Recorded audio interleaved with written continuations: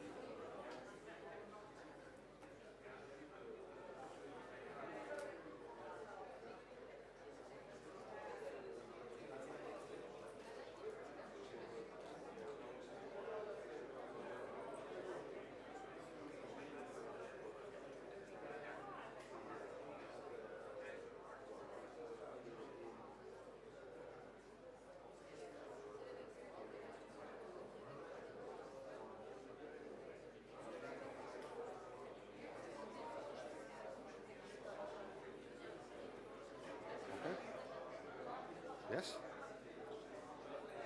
Good morning.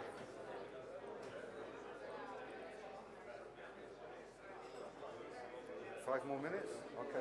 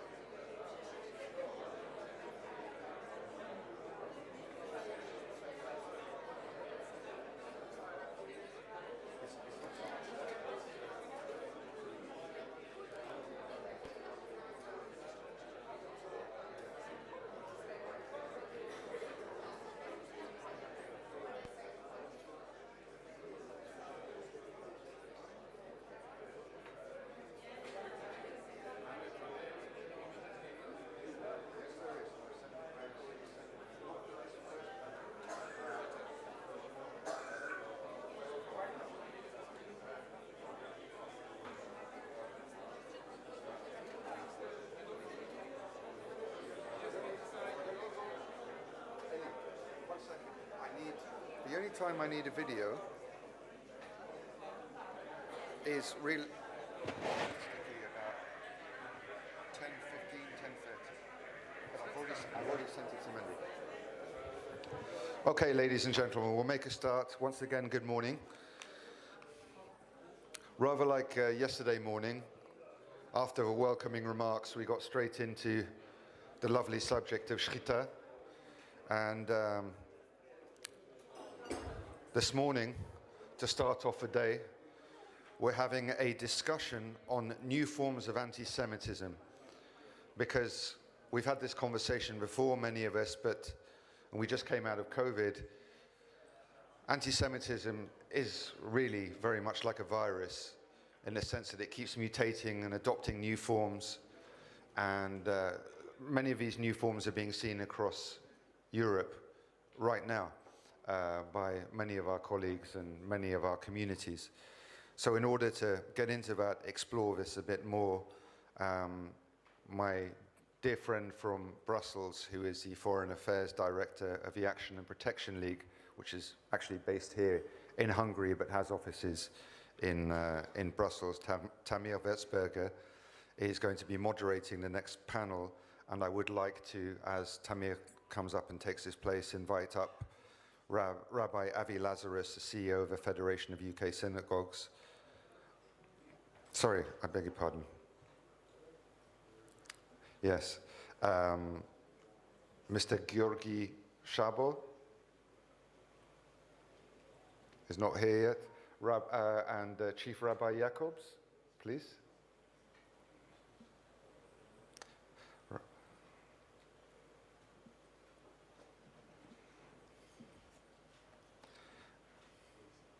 Just bear with me.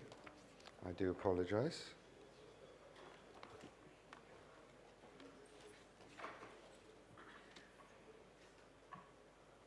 Yes, I'm waiting for two other. I don't see Senator Michael Kaminsky, or I don't see Georgi Sabo. This is it? Okay. Tamir, please. We'll have a discussion on new forms of anti-Semitism. If the other two panelists actually show up, we'll bring them up. You have. I'll give you a signal. Okay. Thank you, Tamir. Okay, thank you, Alex, and hello to the panelists.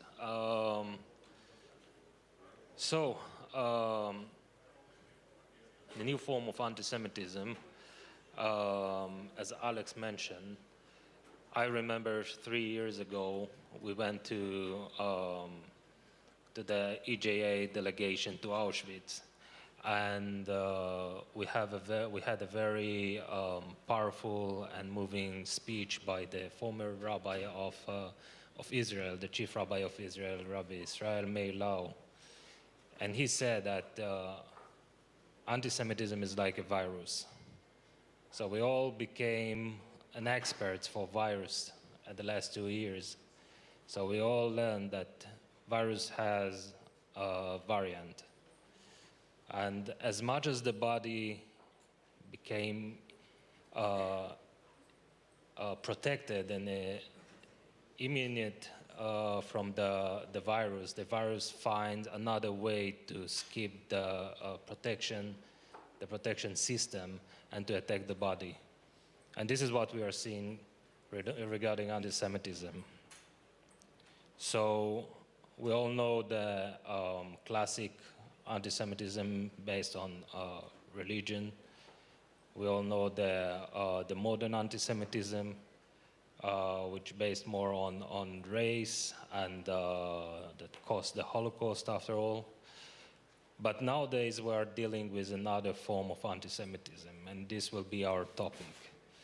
And we start with the COVID, so let's stay in COVID, and I will give the stage to our panelists. And my first question is regarding the using of the Holocaust by anti-government restrictions and anti-vaccination protesters, the way they used the Holocaust, the way they used Holocaust symbols. How did you see it in your communities? How did you experience it? And what do you think is the core, the reason for this phenomenon? Thank you very much. The question is very clear, but I think there's something wrong in the title of this panel, because what's very visible is comparing the fact that people are not allowed, in Holland we're speaking about it, allowed to go on the street because of the COVID, etc., as you compare it with being hidden, the Second World War, etc., so abusing the Second World War, the Shoah. Well, those who are abusing it, some of them don't have really anti-Semitic thoughts about it, but make a stupid comparison. You shouldn't do that. But I think there's something else but much, much more dangerous. I'll give you a few examples. In economy, if there's a sudden problem and the whole world sees all the stocks fall down, everybody starts acting. In a war, you see sometimes the enemy is standing in front of you, you don't have to shoot. But there's another war, what's much more dangerous, if it goes very slowly. And I think that is today, we're speaking about all the visible acts of anti-Semitism. We are shocked when the Second World War was compared with the COVID, but the other things. I'll just give an example from last week. There was an article in the Dutch newspaper, a religious newspaper, and those people who are reading that newspaper are really our friends, Christian people, very religious Christian people. In general, they are in favor of Israel, in favor of Jews. There's written an article there, a full page, written by an interview with a lady who is Jewish, baptized, converted. She's living in Jerusalem, and she's explaining that in Israel, 1 out of 5 women who are pregnant, they do abortions, they make abortion. And then you see in half the page is a picture of children walking around in Mea Shearim. This is much and much more dangerous than comparing COVID with the Shoah. Why? First of all, 1 out of 5 is not true. Not so many in Holland are much more abortion than in Israel. Number 2, I'm 100% sure that not 1 out of the 5 people, women pregnant in Jerusalem are making abortion. By them, abortion is murder. I'm not going to tell how we look at it, but in their eyes, it's murder. So it means she is saying, without saying it really, but emphasizing, without emphasizing it, that out of each 5 mothers in Israel, 1 is a murderer. This very slow speaking evil about Israel and about Jews is much and much more dangerous than to compare in a stupid way COVID with the Shoah. And if you look at what's happening in growing anti-Semitism, I'm sure, I know, I see how the very slowly bring Jews in a negative position is much more dangerous than the open telling stupidities. Because everybody understands that comparing COVID with the Shoah, that's nonsense. And even those who said it is like that, not always mean it bad. Yeah, but those things are much more dangerous. And this article is just one of the many other things happening that is not going to our enemies. In Holland, during the war, 5% of the Dutch were collaborating with the Germans, with the Nazis. Only 5%. 5% was fighting the Nazis. 90% just saw it happening and didn't do a thing or just looked away or in a certain way joined the Nazis. That 90% is a very important number and is very, very dangerous. In what direction will go that 90%? And those 90% get influenced by, in the politics, speaking about the occupied territories, calling it occupied is already making a negative statement, what perhaps unwillingly, it changes the mind of those in the big crowd, the 90%. There is, in my humble opinion, the biggest danger. And the other thing, we are open in Holland for all refugees, and I'm in favor of that. Anybody who needs help, we should help. But the people in Afghanistan, they're all anti-Semitic, have an anti-Semitic education. What are we Dutch Jews, Dutch people doing in changing their view? Yes, welcome to be in Holland, we're helping you, but we also have the obligation as Dutch people to take away their vision on women and on Jews. That we don't do in Holland. Government doesn't want. Why not? Because in fewer times, those people, the refugees, are Dutch, they can vote, and if now the minister comes and tells them you have to change your vision, you're looking at Jews and at women, then next in a few years' time, he won't get the votes. So therefore, we just open our borders, help refugees, great, but create in our own Holland a situation from people who are anti-Semitic, and we don't do anything about it while we could do something about it. So my humble opinion is that yes, the things we see, we should talk about, be aware, comparing COVID with the Second World War, no good, but the danger is much when those things we don't see.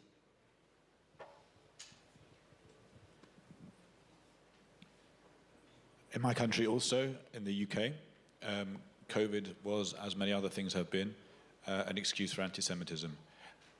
I think the last time that we were together as a family, as the EJA family, was in Kiev just a couple of weeks before the war began.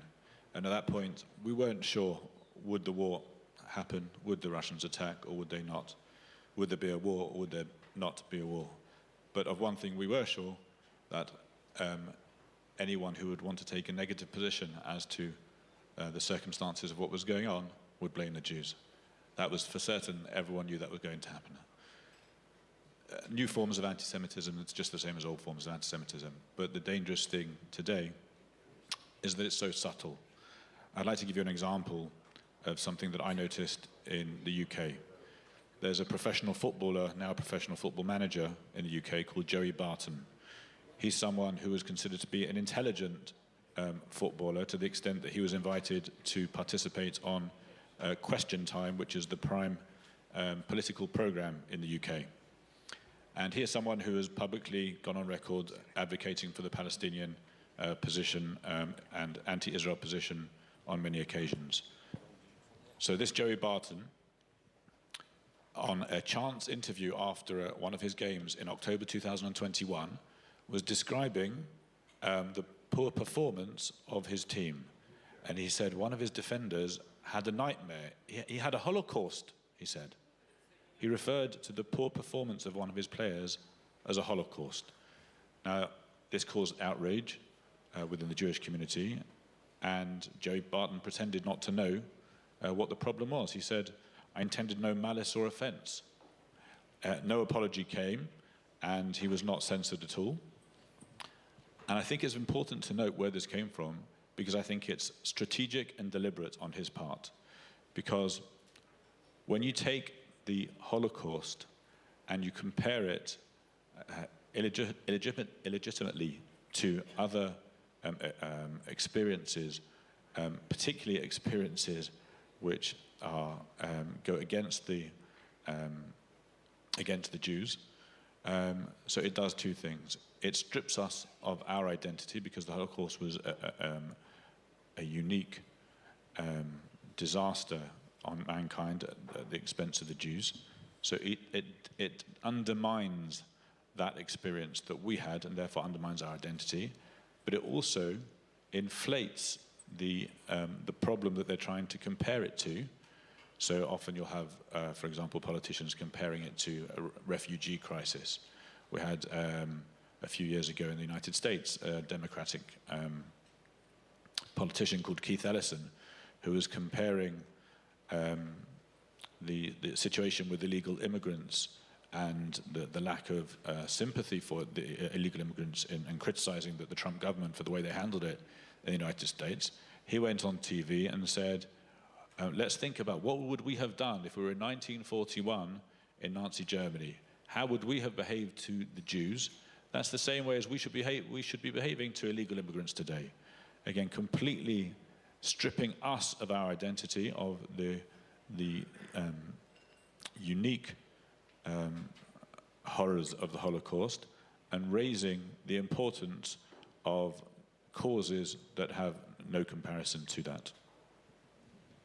Thank you. And Senator Kaminsky just joined us, so we discussed about the using of the Holocaust and Holocaust symbols by anti-government restrictions against COVID during the COVID period, and what do you think is the reason for this phenomenon, why these people are using Holocaust symbols to demonstrate against the government? Thank you very much. First of all, I would like to apologize that I came a little bit later, but I've got an SMS that I should be here at 10, so that's the only reason why I'm late. But first of all, I would like to tell you guys that if you look at the origins of all the conspiracy theories, starting with the famous book about the Zion, the Protocols of Zion, which was published in late 19th century by Russian secret service, just trying to ignite anti-Semitism inside the Russian Empire, which was a designed policy of a Tsar's government to put different nationalities inside the Russian Empire against the Jews, just to have an easy way to control the situation. So that was one of the reasons of anti-Semitism in Poland, which was very strong at that time. But not only in Poland, in Ukraine, in Lithuania, in all the parts of the former Russia, the government was trying to ignite anti-Semitism, also trying to publish such a, literature like mentioned both the protocols. And if you look today at the websites who are spreading the false informations about COVID, those are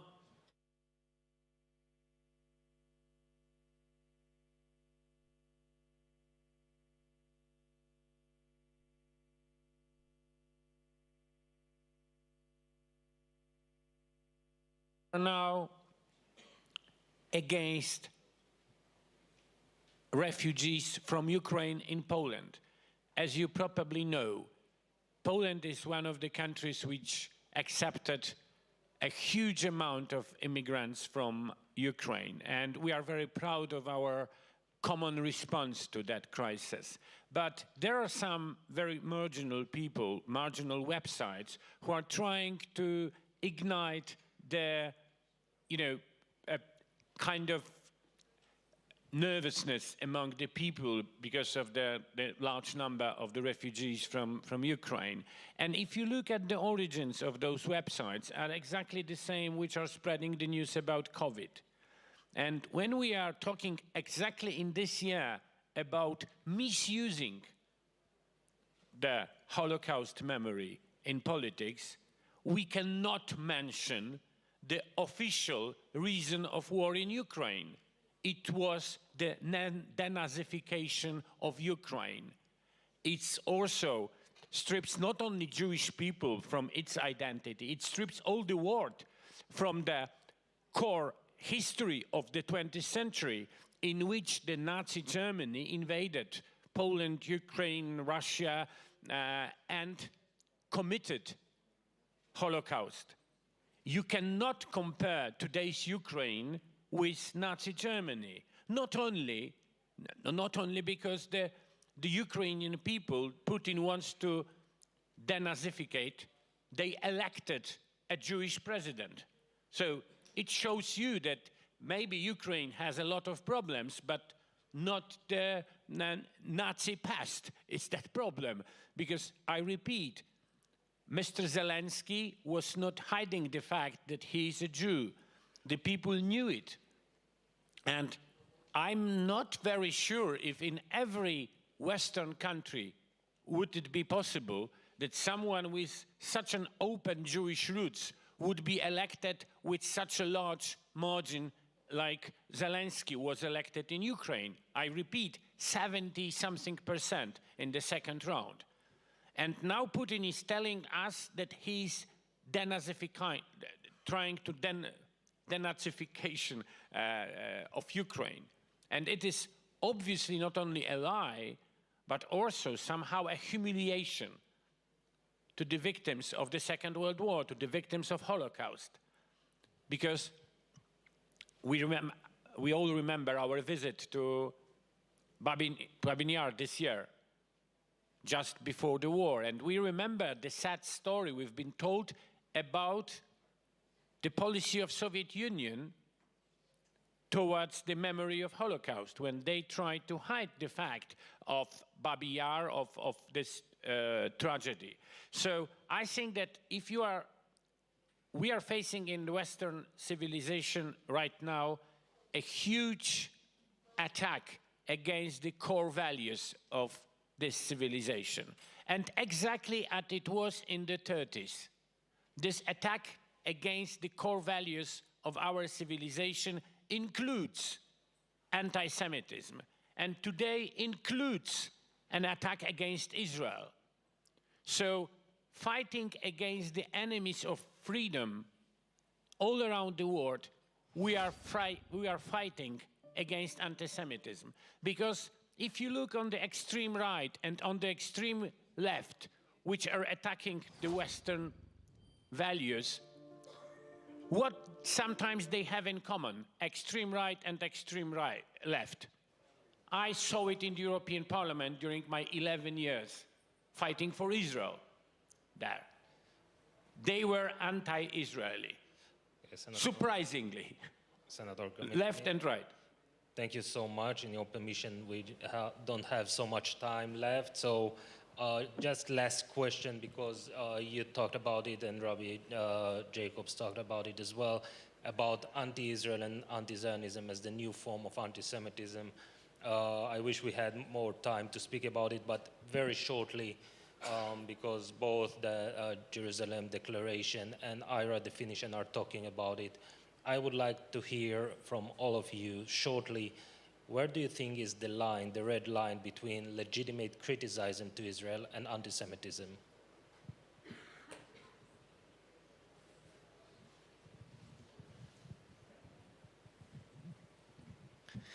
I don't think there is a line. It depends on the person who is giving the criticism. For example, I know after the Second World War in Holland, there were people who saved Jews and they loved Jewish people, but that criticism on Israel, political criticism, there was no connection between anti-Semitism and criticism on Israel. But today, that fence between criticism on the politics of Israel and anti-Semitism is disappearing. And that is not because there is no fence, but it's because the people who have the criticism on Israel are not really having criticism on Israel, they're anti-Semitic. And those who are anti-Semitic have no, could have really criticism on Israel, but no, their criticism on Israel is always anti-Semitism. So there is no fence anymore. And that's not because there is no fence, but because the people, they don't want the fence anymore. For them, it's all the same. Just 1 second. When I speak in Holland for a public, non-Jewish public, I often get the question if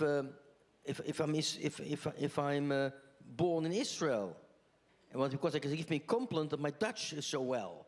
I say, well, my Dutch is well. I'm 10th generation Dutch. Oh, we thought you were Jewish. Because Jewish and Israel is today the same. So what's the solution to this? Education in schools, from day one. Then we can explain what is a Jew and what is anti-Semitism. Education. But education today in Holland, in schools, is very difficult. Because what schools are prepared to listen to us? The Christian schools. But the children, the schools were also Muslim children, so you don't want to hear anything about anti-Semitism and anything about Israel. And therefore, we've got a problem. Because as long in school there's created hatred against Jews in Israel, there can't be peace. And anti-Semitism will stay. I think although it's possible intellectually, possibly, to have a line between anti-Semitism and anti-Zionism, on a practical basis, I don't think there is much of a line, because anti-Zionism and taking of the Palestinian cause is a very emotive issue, and each time there is a conflagration in Israel of the dispute with the Palestinians, these wars spill over to European countries and to worldwide countries, and we feel very scared at the moment that happens, because those who take on the Palestinian cause do so in a very emotional issue, in a very vociferous way, and it creates a fervor that creates a real danger for Jewish people. We experienced that in last summer, and we've experienced many times in my lifetime. So on a practical perspective, I don't think it really matters. I think taking an anti-Zionist position, for people to be allowed to take an anti-Zionist position, is very dangerous. Yeah, actually, for me, there is not a big difference between anti-Zionism and anti-Semitism. When my grandmother left Poland in '68, she left Poland not because the official policy of the communist country was anti-Semitic, it was officially anti-Zionist. So, but on the other hand, your question was, where is the line between criticizing Israel and anti-Semitism? I think that the very simple answer is the motives of criticism. If you are criticizing Israel as a citizen of Israel or as a friend of Israel because you want this country to do better, to develop better, and if you are criticizing the government for some actions, for a tax policy or for whatever they did, you have right to do it. You have right to criticize Dutch government, Israeli government, American, Polish government, because they are politicians elected, and Israel is a free and democratic country. So the most outspoken critics of Israeli government are in Knesset, which shows us that this is a democratic country, and criticizing the government for its action has nothing to do with criticizing the country. And I would like to distinguish these two things. If you are criticizing the Israeli government or some politician because he said something stupid, it's obviously not anti-Semitic. But if you are criticizing the Israeli state for taking actions to protect itself, to protect its citizens, I think it's much more closer to anti-Semitism. Because if you are criticizing Israel for conducting the war defending itself, you are very close to anti-Semitism, because I think that Israel obviously has right to defend itself. And I think that this is something which the people in Western countries don't understand. And I was repeating it oftenly in the European Parliament, that Israeli soldiers defending Israel, they are defending Europe at the same time. So criticizing, for example, Israeli army, it's sometimes very much closer to anti-Semitism than just criticizing some politicians, because I think in democracy we have right to criticize each other. Thank you so much. I think that we are out of time, so I think the most important message from this panel, as Rabbi Jacob said, is education. And regarding the first question I had and the second one, education can be the best solution. So thank you to the panelists, and thank you for everybody. Thank you. Thank you, Tamir. Senator Kaminsky. Senator Kaminsky, I'm going to ask you to stay where you are. Why? Because you don't get off that lightly. When we get a Polish politician, we want to get the maximum we can out of him. Okay. I'll explain to you why shortly. So, moving on from that short debate, thank you very much, Tamir.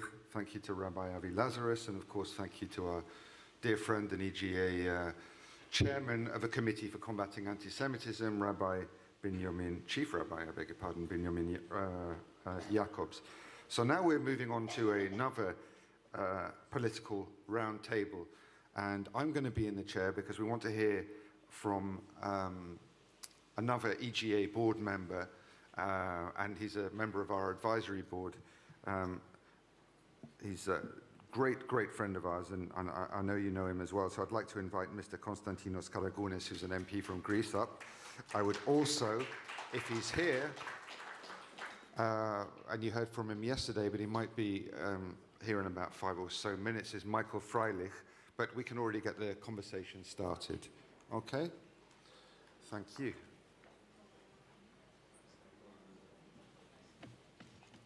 I'm going to show off a bit. We've got these new...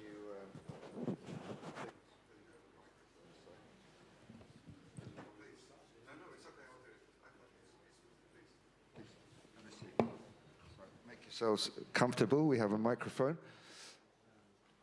So first of all, we're here to talk about freedom of religion. And I'd be very, very interested, as two parliamentarians, two members of national assemblies, although one being a member of parliament, the other being a senator. We hear a lot about rights, about people's rights, about animal rights, about the rights of LGBTQI plus, minus, I don't know what the rest is, I don't mean that in any disrespectful way, but it seems to change every week. We hear a lot about, the rights seems to be a hot issue, and yet when it comes to freedom of religion, which is supposed to be a fundamental right, it appears that the issue is always up for debate. It can always be chipped away at.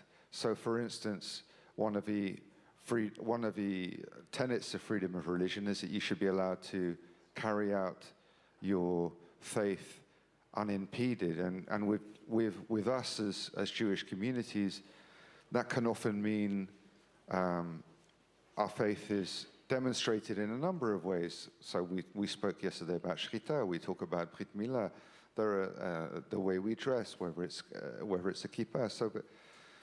And yet these things seem to be always on the table. There's no building a fence around it, as we would put it. So what are your thoughts on freedom of religion? Do you feel that it's a fundamental right or not? And if it isn't, should it be?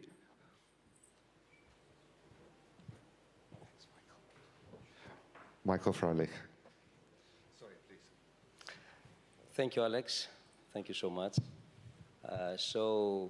Let me raise some points regarding this very sensitive issue. And first of all, let's begin from a basic fact, Alex, because we're talking about the right of freedom of religion. Freedom of religion, as you already said, is a fundamental right. And fundamental rights, as well known, are inalienable, but not constraint-free. Those who are lawyers in this room can understand what I mean. Even the right to life, the most fundamental right of all, can be legally overridden. So this basic assumption is confirmed by Article 18 of the UN Covenant on Civil and Political Rights. So, dear guests, the real debate is to what extent and in which cases it may freedom of religion be reasonably constrained.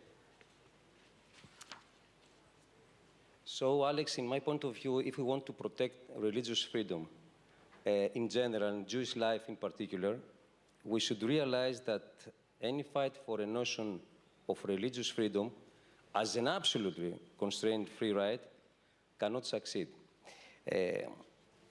Dear friends, let's think about it. Let's take an example. Religious expression has a lot of forms, as you know. Our opponents want us to articulate a claim to some notion of absolute and constraint-free religious freedom, so they can defeat the argument by force of counterexample. If religious freedom is absolute, they're going to ask, does this mean that we should forgive or condone some form of neo-pagan, New Age religions if they ask, say, to perform human sacrifices? Or some Islamists might say that it is good to kill us all as a way to his paradise. Should we allow his religious freedom? So it is a legal and intellectual trap, in my point of view. For me, the real defense of the Jewish way of life from bizarre and malicious attacks against its traditional practices like kosher slaughter and circumcision shouldn't take only the form of some generalist defense of some notion of absolute and constraint-free religious freedom. Yes, the integrity of those practices should be defended as an expression of religious freedom. But because those who oppose them so rather persuasively say that religious freedom is an absolute, and indeed all legislation to the contrary introduces constraints by appeal to some competing right and portrays them as fair compromises. The real challenge is to step down and win this debate by making clear that there is nothing to be compromised really. This means that we should primarily defend kosher slaughter as such per se. That is not solely or primarily by appeal to some abstract notion of absolute religious freedom, but by appeal to the traditional wisdom of the practice itself. That is why I spoke earlier. I can make a reference to some great religions like Judaism, Christianity, Hinduism, Buddhism, are above all living practices and ways of life that have survived and flourished thousands of years. This is not only the abstract, dogmatic aspect of them. They survived it as practices because they entail real wisdom, because they have survived the test of time. So, the answer to anyone who tries to ridicule, let alone forbid the practice of kosher slaughter should be above all empirical.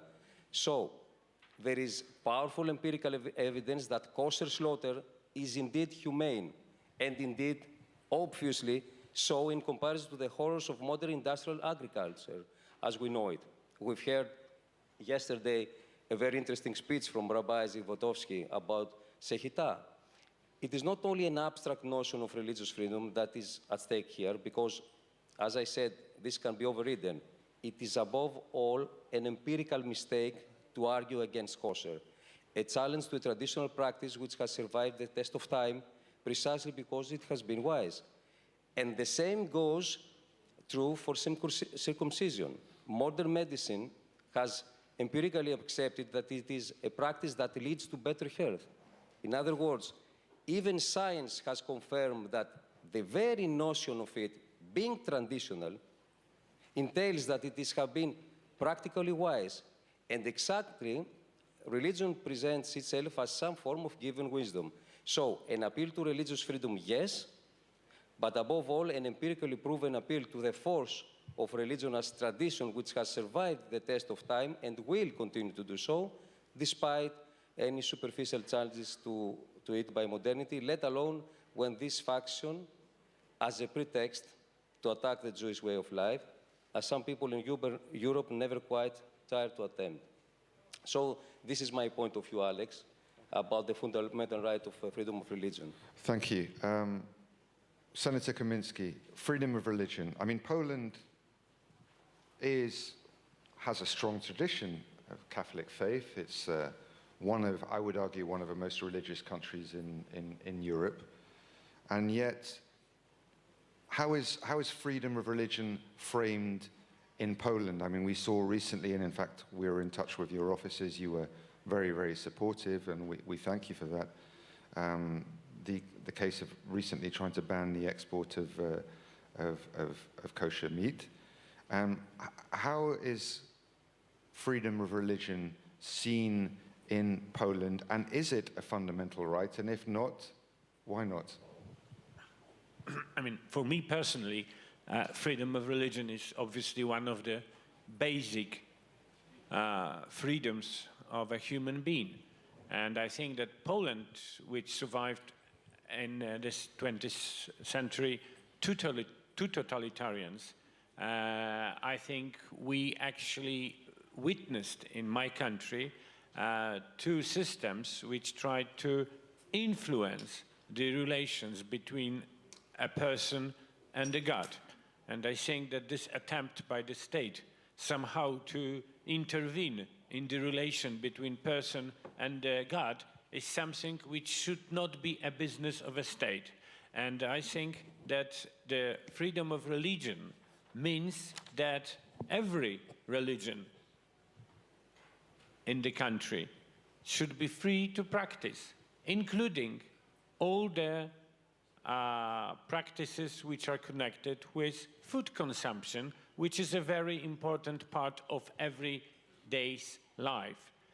When we had this discussion in Poland about the ritual slaughtering, I actually used three types of arguments. One, in a conservative country, is, I think, a proper argument, telling the people that in Poland's history, ritual slaughtering was always legal, except Nazi occupation. For almost 1,000 years, when the Jewish people were in Poland, the ritual slaughtering was legal, so I was arguing in Poland, it is a part of Polish heritage. It is a part of Polish tradition, because the Jews were a part of Polish tradition for 1,000 years. You cannot imagine Polish states, Polish cities, Polish history, Polish uprisings against Russians without Polish Jews. So if you are proud of your history, I said to my compatriots, you have to be proud of Polish Jews as well, because they are part of Polish history. So that's, let's say, the historical argument. I also used the obvious logical argument that if you are accepting slaughtering as such, why you trying to pretend that you knows better than the animals which way of that it's better for them? I think that if you are, I'm actually, by the way, I'm vegetarian. I'm vegetarian myself. So I can understand when someone is telling you, I'm for prohibiting the slaughtering at all. It's a very extremist view, but okay, if you are such idealistic, you have right to say, okay, no slaughtering at all, including ritual slaughtering. But it's a very marginal position. I cannot understand why, if you are in favor of slaughtering the animals, you are trying to prohibit it to Jewish people. If they are doing it this way, as you properly mentioned, which is somehow tested and approved by history. And I used also the third argument. I'm sorry to say, Poland is a big producer of a kosher food. So this is an economical argument for the Polish producers of kosher meat. And now we actually, if you are not aware, we have this problem somehow frozen. We stopped it in Senate, and it's now between Sejm, the lower house, and the Senate, the upper house, and it's just in a somehow in a deadlock. But because a couple of years ago, I fought also together with you a fight before the Polish Supreme Court, and we have a decision of Polish Supreme Court actually in favor of ritual slaughtering. So I think that in this regard, we are in Poland in quite a good position. But obviously, in the deepest interest of Jewish people around the world is a world in which the religious freedom is accepted and is actually a part of a modern world. Thank you. I'm going to pass the mic now to our friend Michael Freilich, MP, as we know from the federal parliament in Belgium.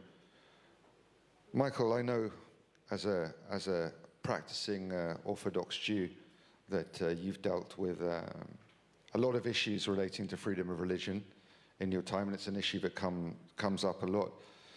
So the question is still outstanding. Is it a fundamental right or not? And also, Michael, how did we get to the stage where freedom of religion is now a political football to be kicked around between left and right? What the left's viewing religion as sort of archaic, as something that needs to be done away with, and sort of more centrist, perhaps more conservative position of no religions are there to be respected and are traditional. Thank you, Alex. Well, I think that it's important to look at the situation in Belgium because Belgium is quite a unique case. It's not the first country in Europe where kosher and halal slaughter have been outlawed, and then I mean the regions in Belgium. However, Belgium does have a large Jewish community, a practicing Jewish community, which means that the effect of such a law is immediate and affects many people. Another important point to look at is this has been escalated to the Constitutional Court in Belgium. And the question before it, one of the questions was, what about freedom of religion, which is a practice that is, grounded in European basic rights. It's one of the 4 tenets of which our Constitution is built. So what do you do with freedom of religion versus the regular laws of the country? Which one stands above the other? And within that argument, you also have a debate. Is schieten painful and therefore detrimental to an animal? Yes or no? If you say it's not, that's one debate. If you say, and that is one of the lines that we've been hearing, is that even if it's found out that schieten is less humane, we should still be allowed to do it because it's our freedom of religion. And I think that the Jewish community there has not spoken in one voice. I've heard some people say, well, it might be not so humane, but still it's our religious right. Others, like we've heard Professor Ari yesterday say, no, it is humane.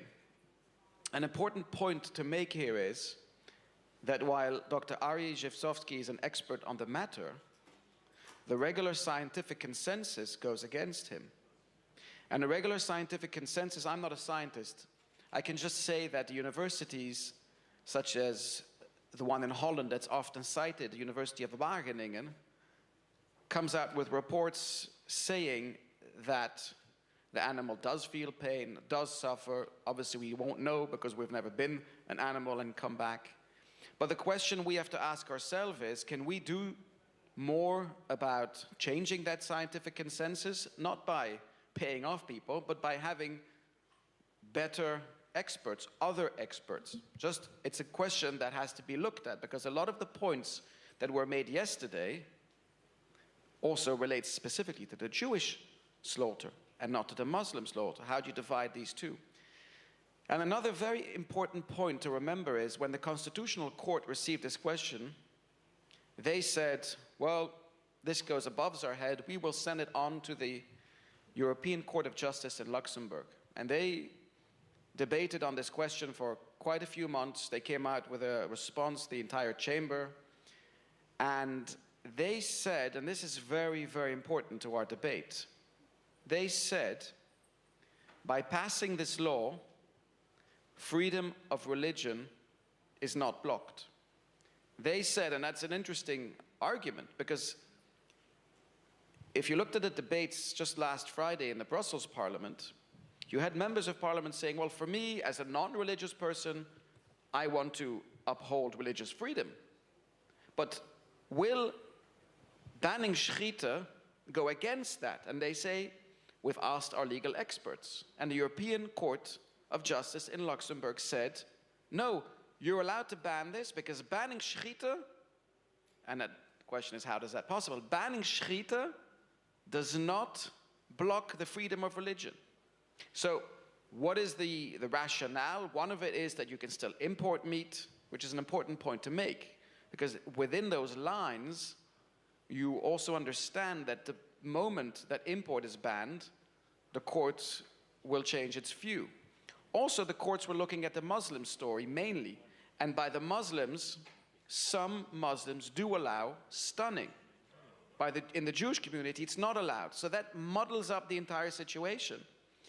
And this is where we stand today. And just to finish off, where is this going? The Jewish communities have decided that they want to take it up one more level to the highest level, and that is the European Court of Human Rights. It's a long procedure, a costly procedure, but that's where it's going to now. I think it'll take a few more years, which means, and if you ask me, that in those years, the Jewish community has to explain very clearly what the difference is between shechita and what the difference is between the procedure of halal.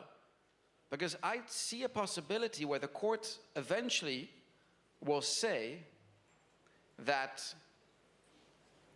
shechita is allowed if it's done in this proper way, whereby the animal either does not feel pain or it's minimized, mainly the kosher way. So what I was talking about yesterday, let's have halal on a kosher fashion, it's an option that will be the final result, and I hope it will be. Michael, can I just follow up on that very, very briefly? Something you just said. I mean, I'm always reminded of what Ronald Reagan once said, when he said, when you're explaining things, you're losing. And with what Zhivotovsky was saying yesterday as well, that it doesn't matter how we talk about it. In fact, before the debate started, I had a word with him outside, and he said, listen, Alex, at the end of the day, there's no nice way to kill an animal. And the fact is, whenever you talk about it, you're immediately almost in a defensive position. So I guess I'm asking the question, if we go down that road of explaining and getting into the science, do we get lost in the woods when we're talking less about rights and we're talking about science, and then effectively it all becomes up for debate?